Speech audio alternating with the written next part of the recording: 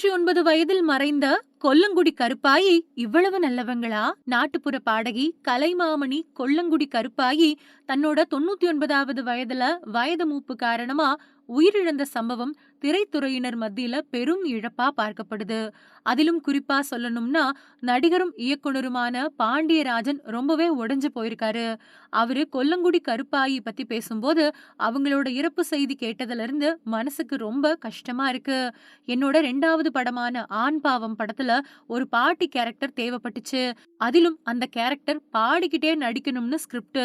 அதனால அப்ப ரேடியோவுல பாடிக்கிட்டு இருந்த கொல்லங்குடி கருப்பாயிய நடிக்க வச்சேன். அவங்க சினிமாவையே வித்தியாசமா தான் பார்த்தாங்க.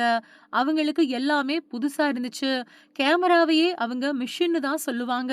ரொம்ப அன்பானவங்க, பாசமானவங்க.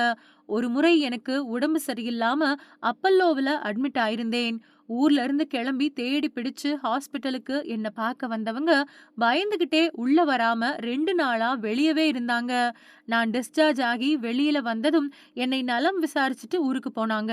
ஏன்னா அவங்களுக்கு ஊசினா ரொம்ப பயம். அதைத் தொடர்ந்து அவங்கள சில படங்கள்ல நடிக்க வச்சேன்னு ரொம்ப நெகிழ்ச்சியோட பேசினாரு பாண்டியராஜன்.